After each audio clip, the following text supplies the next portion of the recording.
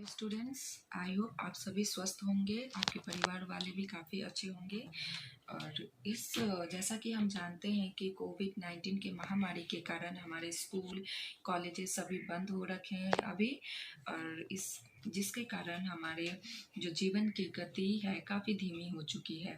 किंतु इस समय में भी हमें अपने कर्तव्य का पालन करते रहना चाहिए और आगे बढ़ते रहना चाहिए, क्योंकि हम स्टूडेंट्स और टीचर क्लास अटेंड नहीं कर पा रहे हैं, लेकिन डिजिटल क्लास या ऑनलाइन क्लासेस के द्वारा हम अपने पढ़ाई को जारी रखेंगे।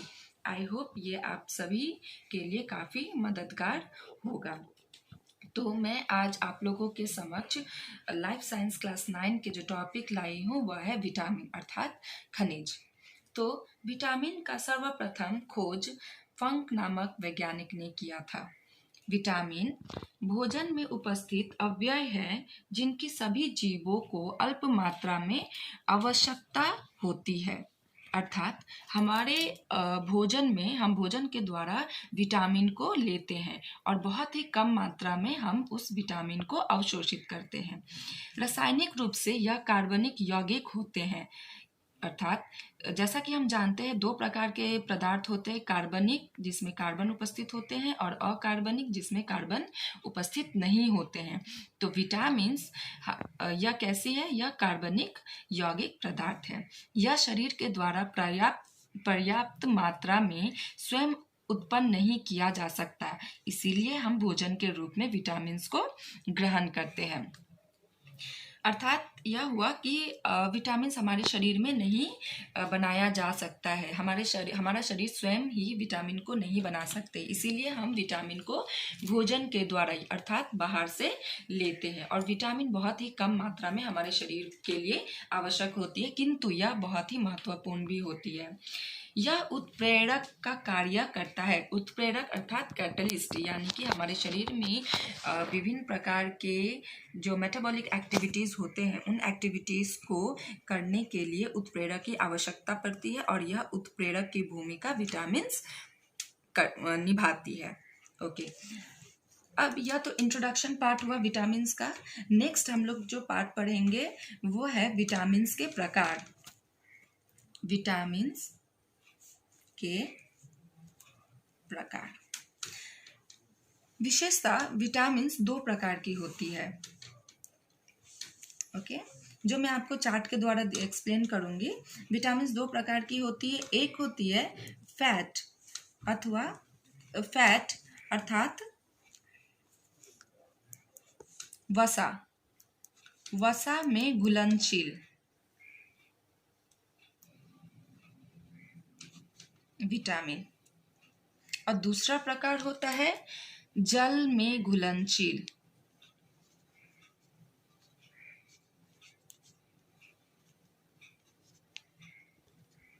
विटामिन। अच्छा, फैट अर्थात वसा में घुलनशील विटामिन कौन से हैं? विटामिन ए, डी, ई, के। विटामिन फैट्स में घुलनशील है, क्योंकि यह विटामिन फैट्स में घुल जाती है, इसीलिए इसे फैट सॉल्युबल विटामिन या फिर फैट में घुलनशील विटामिन भी कहा जाता है। और दूसरा प्रकार है जल में घुलनशील, यानी कि जल में वाटर सॉल्युबल विटामिन, जल में घुलने वाली विटामिन। यह केवल दो प्रकार की होती है, विटामिन बी कॉम्प्लेक्स और vitamin C. Vitamin B complex, आपने देखा होगा कि यहाँ कहीं पे भी कॉम्प्लेक्स वर्ड नहीं यूज़ किया गया है, ओनली विटामिन बी में कॉम्प्लेक्स वर्ड यूज़ किए हैं। यह मैं आपको बाद में एक्सप्लेन करूँगी क्यों विटामिन बी कॉम्प्लेक्स इसे कहा जाता है। फर्स्ट पार्ट हम लोग एक्सप्लेनेशन के लिए क्लियर, हमारे माइंड में क्लियर रहे एक एक विटामिन के बारे में, इसीलिए फर्स्टली हम लोग फैट सॉल्युबल विटामिन को जानेंगे। फैट सॉल्युबल विटामिन्स को पहले पढ़ेंगे, उसके बाद जल में घुलनशील यानी कि वाटर सॉल्युबल विटामिन्स के बारे में एक्सप्लेन करेंगे। First, fat soluble vitamin. Fat soluble vitamin, जैसा कि आप जानते हैं ऑलरेडी कि वसा में जो विटामिन घुलनशील है। ओके, तो फर्स्ट हम क्या जानते हैं फैट सॉल्युबल विटामिन में कौन है? Number 1 vitamin A. Okay, vitamin A जिसका रासायनिक नेम क्या है? रेटिनॉल। विटामिन ए का रासायनिक नेम क्या है? रेटिनॉल। और इसके स्रोत हैं, अच्छा एक और चीज मैं आपको क्लियर कर दूं कि जितने भी विटामिन्स है दूध एंड ग्रीन वेजिटेबल्स ये कॉमन होंगे। हरी सब्जियां और दूध में हर एक प्रकार के विटामिन्स मिलते हैं। तो in case just as a safety, as a secure answer, अगर आपको बाई चांस याद नहीं आता है एग्जाम के टाइम में विटामिन के स्रोत या फिर सोर्स, तो आप ग्रीन वेजिटेबल्स या फिर मिल्क के नाम एटलीस्ट लिख सकते हैं। तो विशेषकर विटामिन ए के जो स्रोत हैं वह है ताजे फल, जैसा कि मैंने पहले ही कहा है, दूध, मांस, अंडा, मछली का तेल,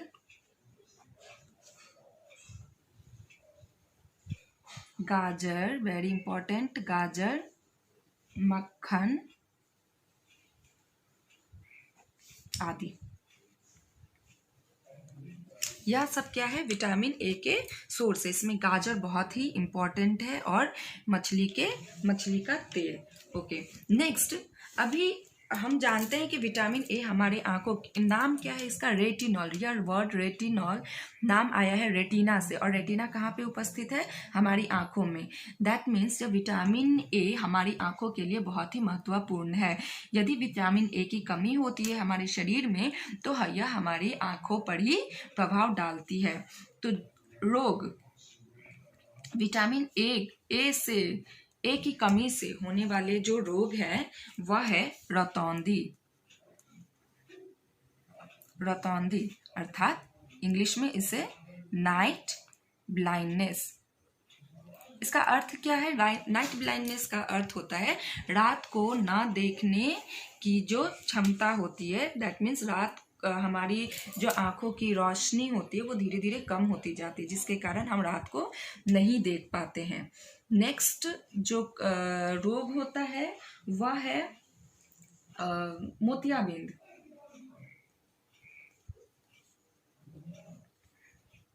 मोतियाबिंद का अर्थ क्या होता है?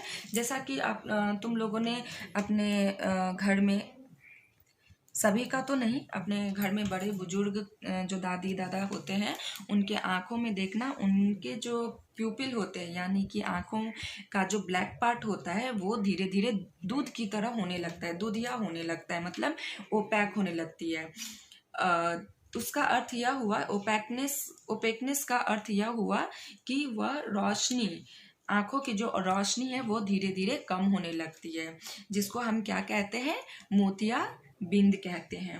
ओके, नेक्स्ट थर्ड रोग जो होती है वो है ज़ेरोप्थेल्मिया। ज़ेरोप्थेल्मिया का अर्थ क्या है?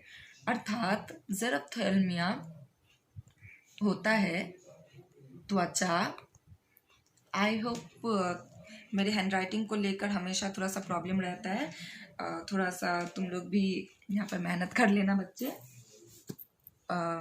शुष्क, त्वचा शुष्क होने लगता है। इसका अर्थ क्या हुआ कि ज़ेरोप्थेल्मिया का अर्थ होता है कि कभी कभी तुम महसूस करोगे तुम्हारे शरीर में जो त्वचा होती है यानी कि स्किन होती है वो ड्राई होने लगती है, शुष्क होने लगती है, जिसे हम क्या कहते हैं? ज़ेरोप्थेल्मिया। और यह किसके कारण होती है? विटामिन ए की कमी से होती है। नेक्स्ट हमारा जो नेक्स्ट पार्ट है, विटामिन ए कंप्लीट हो गया। नेक्स्ट पार्ट है हमारा vitamin B. Fat soluble vitamin हम लोगों ने पहले शुरू किया था ना, तो विटामिन ए के बाद कौन आते हैं? Vitamin D. सॉरी, ये बाय मिस्टेकली मैंने भी लिखा है विटामिन डी। तो नेक्स्ट हम लोग करेंगे विटामिन डी।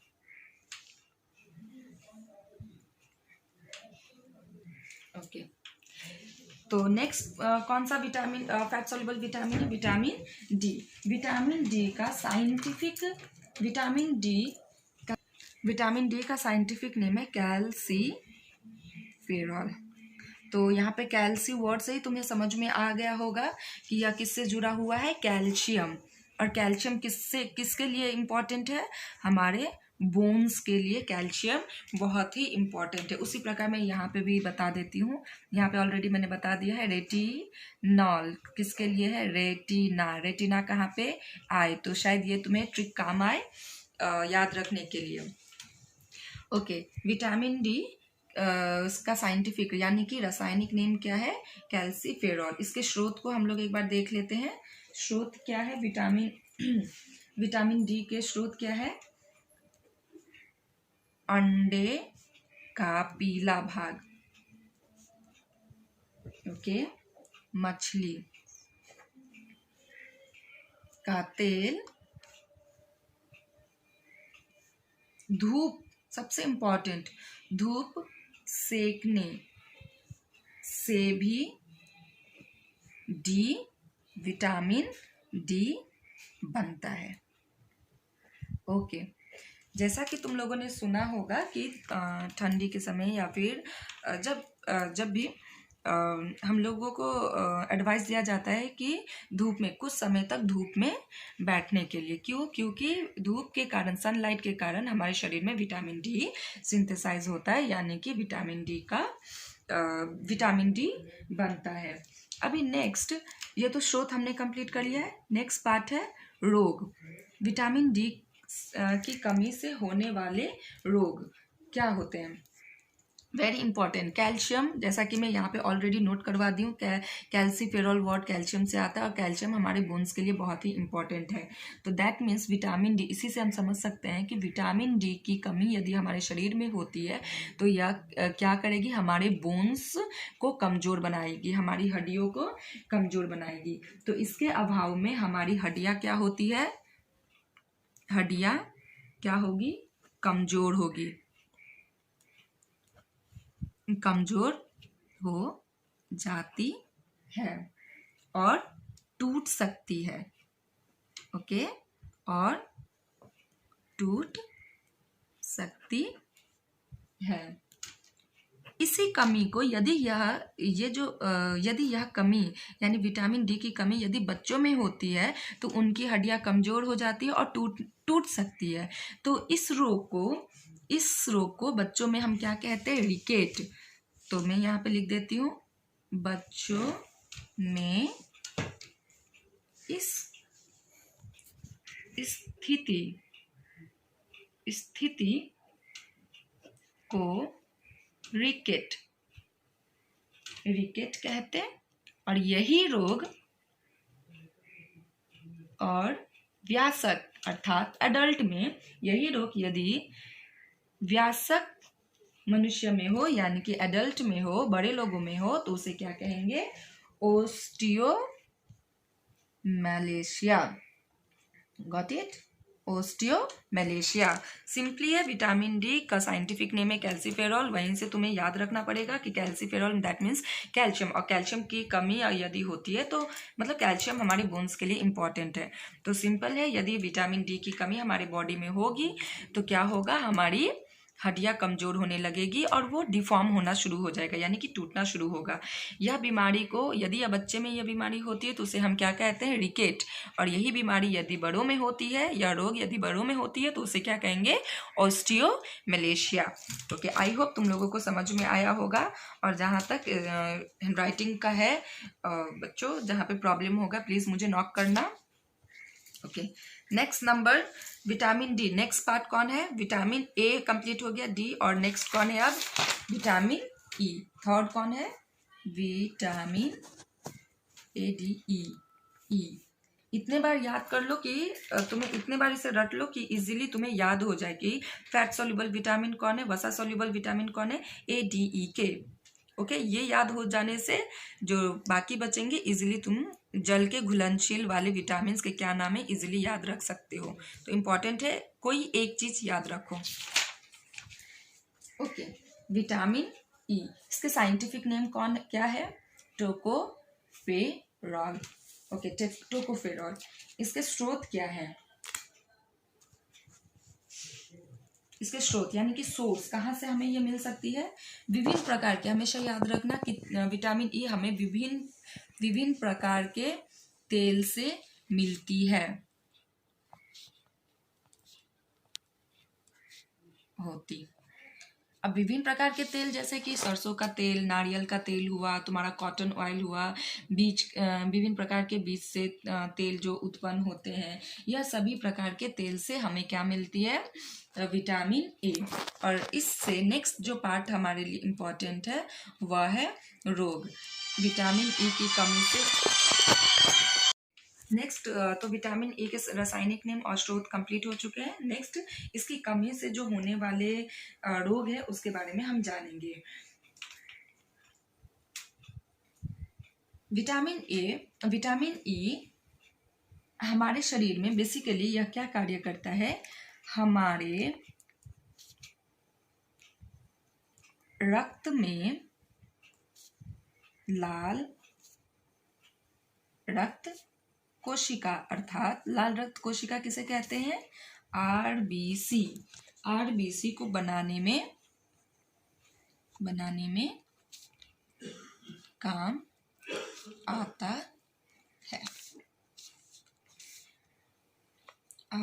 है। दैट मीन्स सॉरी, ये रोग में नहीं आएगा, ये जस्ट एन इंट्रोडक्शन पार्ट है कि विटामिन ई हमारे जो रक्त है उसमें आरबीसी को बनाने में हेल्प करता है। तो इससे तुम समझ सकते हो कि यदि हमारे शरीर में विटामिन ई की कमी होगी तो हमारे रक्त में क्या होगा? आरबीसी नहीं बनेगी। ओके, जिससे खून की कमी हमारे शरीर में हो जाएगी। और जब भी हमारे शरीर में खून की कमी होती है, इस कमी को हम क्या कहते हैं? कौन सा रोग कहते हैं? एनीमिया कहते हैं। ओके,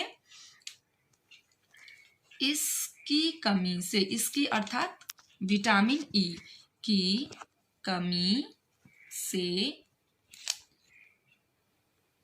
खून में कमी, सॉरी ये सेंटेंस ठीक से फ्रेम नहीं हो पाया, बट फिर भी आई थिंक अंडरस्टैंडेबल है, हो जाती है। इससे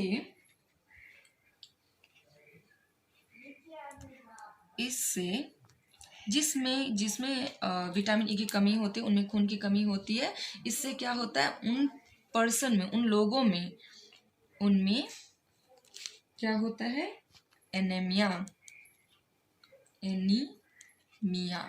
एनीमिया यानी कि एनीमिया, ओके, हो सकता है। ओके, इवन इसके साथ साथ एक और प्रॉब्लम होती है, एक और रोग होता है जनन शक्ति का कम होना। ओके, नेक्स्ट, तो हमारा लास्ट, अब हम लोगों ने 3 विटामिन, फैट सॉल्युबल विटामिन में हम लोगों ने 3 कंप्लीट कर लिया, ए डी ई के। नेक्स्ट ए डी ई, अब नेक्स्ट आता है तुम्हारा 4th type vitamin A D E के, विटामिन के का साइंटिफिक नेम है फाइलोक्यूनॉन। और इसके स्रोत हैं फूल गोभी, पालक, मटर, यकृत, सोयाबीन,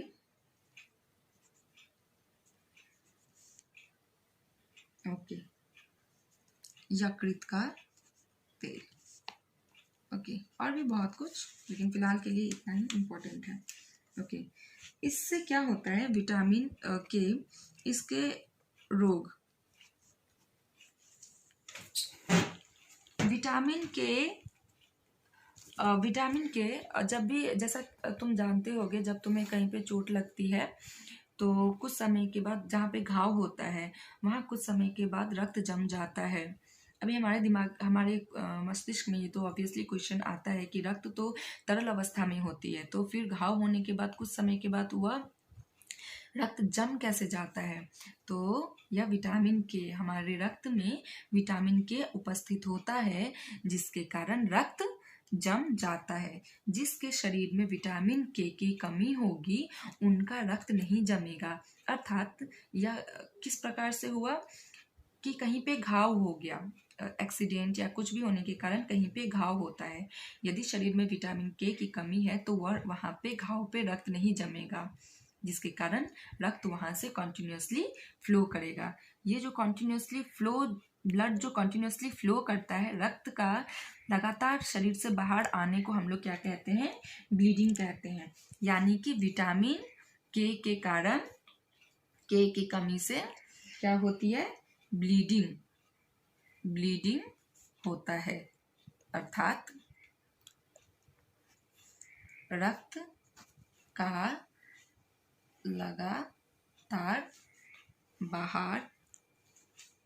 लगातार घाव से बाहर निकलते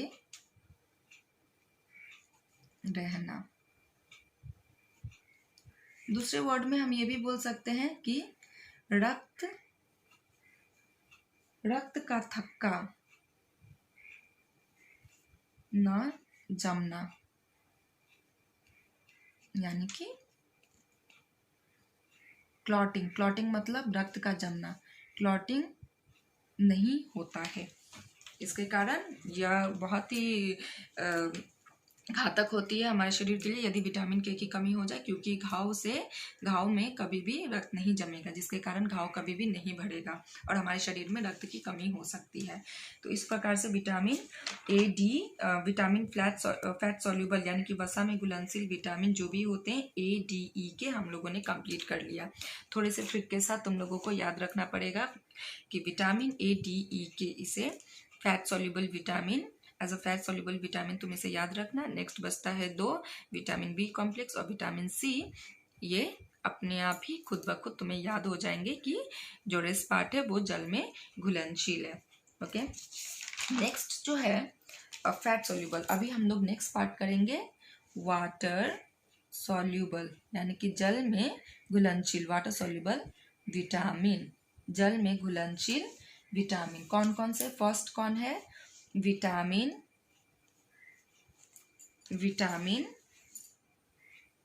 बी कॉम्प्लेक्स। मैं पहले तुम्हें बोली थी कि हम लोगों ने कॉम्प्लेक्स वर्ड कहीं और नहीं यूज किया, क्यों? विटामिन बी में ही, क्योंकि विटामिन बी के विभिन्न प्रकार के होते हैं, जैसे कि vitamin A B C, vitamin B1 B2 B3 B4, vitamin vitamin मैं लिख देती हूँ, विटामिन बी विभिन्न प्रकार के होते हैं, जैसे कि vitamin B1 B2 B3 B4 B5 B6 B7 B8 B9 B10 नहीं होता है, B11 होता है, B10 B11 B12, ओके, ये होते हैं। और इन सभी को एक साथ जब तुम हायर क्लासेस में जाओगे तो इनके बारे में हम इंडिविजुअली पढ़ेंगे, बट फिलहाल के लिए एट दिस लेवल 9 में इन सभी विटामिन को एक साथ हम क्या कहते हैं? Vitamin B complex. Is it clear? Okay, next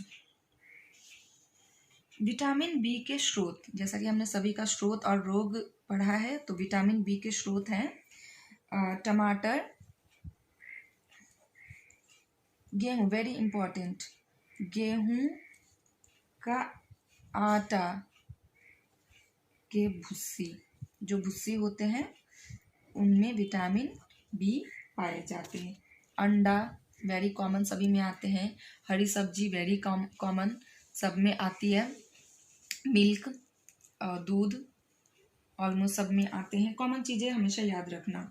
साग, ओके, बीज, यह सब में क्या है, विटामिन बी पाए जाते हैं। नेक्स्ट, विटामिन बी के कमी से उत्पन्न होने वाले रोग क्या क्या है। अच्छा, हम लोग एक चीज़ भूल चुके हैं यहाँ पर, विटामिन बी कॉम्प्लेक्स के रासायनिक नाम बताना।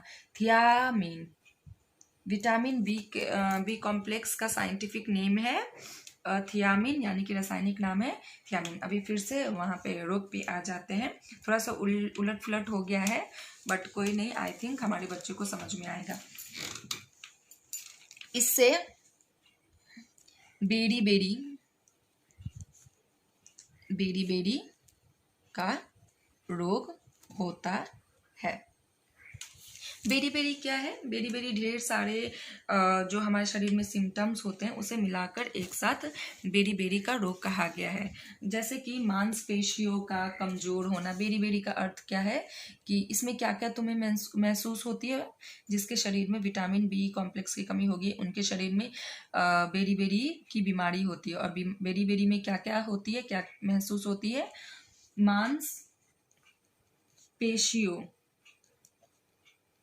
मांसपेशियों का कमजोर होना, सांस लेने में तकलीफ,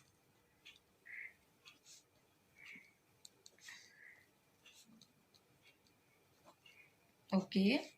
नेक्स्ट, वजन घटना,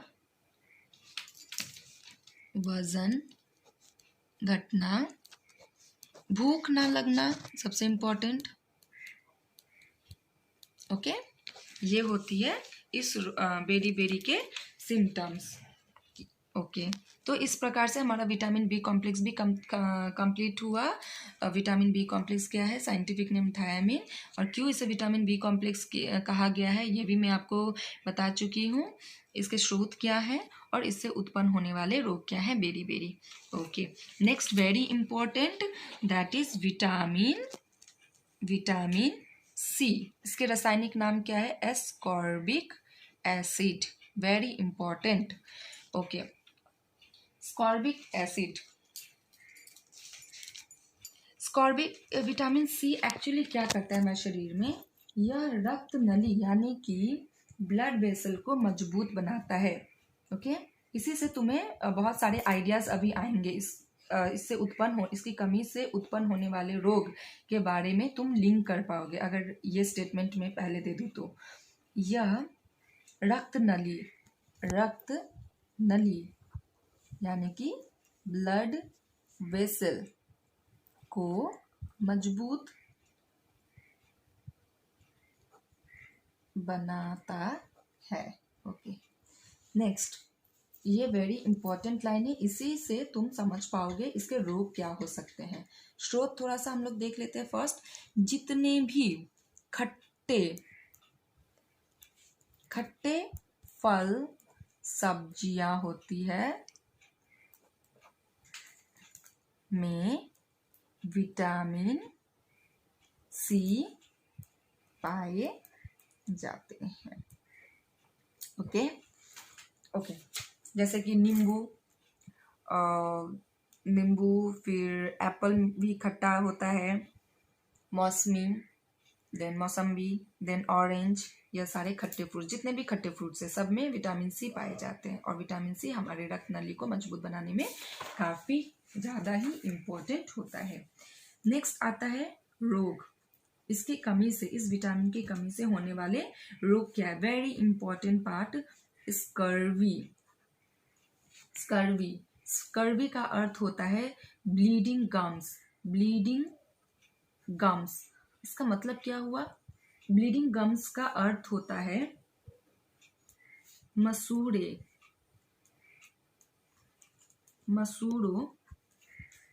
में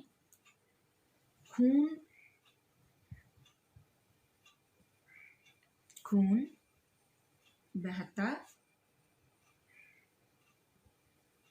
मसूड़ों से खून बहता है, मतलब हमारे जो दांत के मसूड़े होते हैं, ब्लीडिंग गम्स, मतलब गम्स का मतलब मसूड़ा, और मसूड़ा से खून कंटिन्यूअसली बहता रहता है यदि हमारे शरीर में विटामिन सी की कमी हो तो। नेक्स्ट, ये एक यहाँ पर एक रोग, दूसरा रोग है भरे हुए जो घाव होते हैं, भरे घाव का फिर से खुल जाना। ओके, नेक्स्ट, ऑब्वियसली इसमें क्या होता है, दांत दर्द होते हैं, दांत ढीले हो सकते हैं,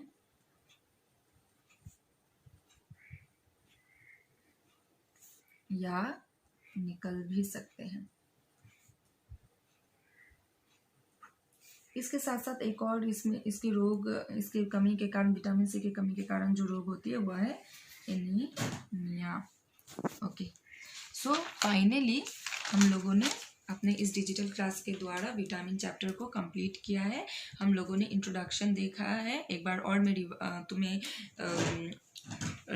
ये करवा दूँ, रिवाइज करवा दूँ जो हम लोगों ने अब तक पढ़ा है कि विटामिन का सर्वप्रथम खोज किसने किया है, फंक नामक वैज्ञानिक ने विटामिन का सर्वप्रथम खोज किए हैं। और विटामिन क्या है हमारे, क्योंकि विटामिन हमारे शरीर में नेचुरली प्राकृतिक रूप से उपस्थित नहीं होता है, इसीलिए हम भोजन के द्वारा लेते हैं। और विटामिन बहुत ही कम अल्प मात्रा में ही हमारे शरीर को जरूरत पड़ती है, बट महत्वपूर्ण भूमिका यह निभाती है। विटामिन उत्प्रेरक का काम करती है, मतलब विभिन्न प्रकार के जो मेटाबॉलिक एक्टिविटीज़ होते हैं, जैसे विघटन का जो कार्य होता है, उसमें विटामिन महत्वपूर्ण भूमिका निभाती है। Very important part, next part है हमारा विटामिन के प्रकार। विटामिन दो प्रकार के होते हैं, एक फैट यानी कि वसा में जो घुल सकते हैं, जिसे हम क्या कहते हैं, फैट घुलनशील विटामिन, या और दूसरा कौन है, जल में घुलनशील विटामिन, वाटर सॉल्युबल विटामिन। तो फर्स्ट पार्ट कौन है, फैट घुलनशील विटामिन। या कितने प्रकार के होते हैं, विटामिन ए, डी, ई, के। ये तुम्हें याद रख लेने के बाद ये इजीली याद हो सकता है। विटामिन ए, डी, ई, के इज फैट सॉल्युबल विटामिन। तो let's first complete this fat soluble vitamin. तो फैट सॉल्युबल विटामिन का फर्स्ट कौन है, फर्स्ट टाइप कौन है, विटामिन ए। तो विटामिन ए से ही इसका रासायनिक नेम क्या है, रेटिनॉल। और रेटिनॉल नाम कहाँ से आया, रेटिना। और रेटिना कहाँ पे उपस्थित है, हमारे आई में। तो दैट मीन्स यह हमारे आई के लिए बहुत ही महत्वपूर्ण भूमिका निभाती है। तो इसी से हम याद रख सकते हैं कि यदि विटामिन ए की कमी होती है तो हमें जो रोग होगी वो ज़्यादातर किससे होगी, आँखों में इफेक्ट करती है। ज़्यादातर वह जो रोग होगी आँखों को इफेक्ट करेगी, जैसे रतौंधी, नाइट ब्लाइंडनेस, मोतियाबिंद, कैटरैक्ट और ज़ेरोप्थेल्मिया यानी कि त्वचा का शुष्क हो, ज़ेरोप्थेल्मिया अर्थात त्वचा शुष्क होने लगता है। स्रोत क्या है विटामिन ए, यानी कि इसके सोर्स का क्या है, कहाँ से इसे पाया जा सकता है, तो ताजे फल, दूध, मांस इत्यादि। जैसा कि मैंने तुम्हें ऑलरेडी कहा है कि इन केस सोर्स पूछा जाए क्वेश्चन में और तुम्हें ना याद आए तो एटलीस्ट मिल्क और ग्रीन वेजिटेबल्स के नाम जरूर लिखना। बट ये सभी को पता है गाजर, मछली के तेल में विटामिन ए प्रेजेंट होता है। नेक्स्ट फैट सॉल्युबल विटामिन कौन है, विटामिन डी, जिसका साइंटिफिक नेम क्या है, कैल्सीफेरॉल। कैल्सी कहाँ से नाम आता है, कैल्शियम से आया। और कैल्शियम किसके लिए इंपॉर्टेंट है, हमारे बोन्स के लिए। तो नेक्स्ट है स्रोत क्या है विटामिन डी के, अंडा का पीला भाग, मछली का तेल, धूप सेकने से भी विटामिन ए बनता है। नेक्स्ट, इससे क्या होगा, ऑब्वियसली क्योंकि ये बोन्स के लिए कैल्सीफेरॉल कैल्शियम है और कैल्शियम बोन्स के लिए इंपॉर्टेंट है। दैट मीन्स विटामिन डी की जब भी कमी होगी हमारे बोन्स को कमज़ोर बनाएगी और बोन्स को डिफॉर्म करती रहेगी, दैट मीन्स टूटती रहेगी हमारी बोन्स। यदि यह बीमारी बच्चों में होती है तो उसे क्या कहेंगे, रिकेट। और यदि यह बीमारी रोग वयस्क में होगी तो उसे क्या कहेंगे, ओस्टियोमलेशिया। नेक्स्ट पार्ट है vitamin E, fat soluble vitamin. Next है विटामिन ई, जिसका साइंटिफिक नेम है टोकोफेरॉल। यह विभिन्न प्रकार के जो तेल होते हैं एनिमल्स के या प्लांट्स के जो तेल होंगे उनमें उपस्थित होता है। यह ज़्यादातर क्या करती है कि हमारे रक्त में लाल रक्त कोशिका को बनाने में काम आता है। इसकी रोग क्या है, ऑब्वियसली यदि यह लाल रक्त कोशिका दैट मीन्स आरबीसी को बनाता है तो यदि विटामिन ई की कमी होगी तो हमारे शरीर में क्या होगी, खून की कमी। और इससे क्या कहते हैं, एनीमिया। ओके, नेक्स्ट दूसरा रोग क्या होगा? जनन शक्ति का कम हो जाना। जनन शक्ति करने की जो क्षमता होती है वो विटामिन ए की कमी के साथ वह कम हो जाती है। नेक्स्ट पार्ट कौन है? विटामिन के, फाइलोक्विनोन। फाइलोक्विनोन इसका साइंटिफिक नेम है। और विटामिन के जो स्रोत है वह है फूल गोभी, पालक, मटर इत्यादि, जो बहुत ही कॉमन स्रोत है। रोग क्या है? ब्लीडिंग गम्स, यानी कि ब्लीडिंग होना अर्थात रक्त का लगातार घाव से बाहर निकलना। मतलब जनरली हम क्लॉटिंग मतलब जब भी कभी घाव आते हैं और वहाँ पे कुछ समय के बाद घाव जम जाता है, रक्त जम जाता है, जिसे हम क्या कहते हैं? क्लॉटिंग। और क्लॉटिंग करने के लिए क्या होती है? विटामिन के की आवश्यकता होती है। यदि हमारे शरीर में विटामिन के की कमी होगी तो यह क्लॉटिंग कभी भी नहीं होगा। और इससे क्या होगी कि घाव के द्वारा रक्त कॉन्टिन्यूसली हमारे शरीर से बाहर होता जाएगा, निकलता जाएगा और हमारे शरीर में रक्त की कमी हो जाएगी। इसे हम क्या कहते हैं? ब्लीडिंग। अब विटामिन फैट सॉल्युबल विटामिन तो कंप्लीट हो चुका है। नेक्स्ट पार्ट है हमारा water soluble vitamin. Water soluble vitamin first क्या होता है? Vitamin B complex. जैसा कि मैं एक्सप्लेन की कि विटामिन बी कॉम्प्लेक्स क्यों कहा जाता है? विटामिन बी कॉम्प्लेक्स इसलिए क्योंकि विटामिन बी विभिन्न प्रकार के होते हैं, जैसे कि vitamin vitamin B1, B2, B3 से लेकर विटामिन B12 तक। इन्हें एक साथ हम क्या कहते हैं? Vitamin B complex. और इसके रासायनिक नाम क्या है? थियामाइन। स्रोत क्या है विटामिन बी कॉम्प्लेक्स के? टमाटर, गेहूं का आटा के भूसी, अंडा, हरी सब्जी इत्यादि। रोग इसकी कमी से क्या रोग हो सकते हैं? इसकी कमी से वेरी इंपॉर्टेंट बेरी और बेरी ढेर सारे जो हमारे बॉडी में सिम्टम्स होती हैं उन्हें मिलाकर हम क्या कहते हैं? बेरी। जैसे कि क्या क्या सिम्टम्स? मांसपेशियों का कमजोर हो जाना, भूख ना लगना, वजन घट जाना, सांस लेने में तकलीफ होना, मतलब शॉर्टनेस इन ब्रीदिंग, मतलब प्रॉपर ब्रीदिंग हम नहीं कर पाते हैं। नेक्स्ट आता है vitamin C, very important for exam purpose. इसके साइंटिफिक नेम क्या है? रासायनिक नेम एस्कॉर्बिक एसिड। यह रक्त नली को मजबूत बनाकर रखता है। एस्कॉर्बिक एसिड यानी कि विटामिन सी हमारे रक्त नली को मजबूत बनाता है। जितने भी खट्टे फल सब्जी जो भी होते हैं उनमें खट्टे पदार्थ में, भोजन में हमें विटामिन सी मिलता है। और लास्ट पार्ट इसके रोग क्या है? Very important, scurvy that means bleeding gums, अर्थात इससे क्या होता है? मसूड़ों में खून बहता है। थोड़ी सी भी चोट यदि मसूड़ों में आ जाए तो उसमें क्या होती है? खून बहना शुरू हो जाती है। इसी को ब्लीडिंग गम्स कहते हैं। बड़े घाव का फिर से खुल जाना, देन दांत दर्द होना, दांत ढीले हो सकते हैं या निकल सकते हैं।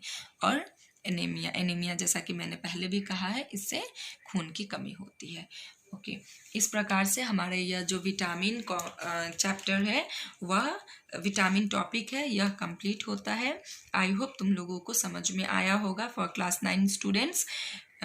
इफ़ कोई प्रॉब्लम होता है तो नॉक मी, मुझे बताना कोई मीडियम के थ्रू।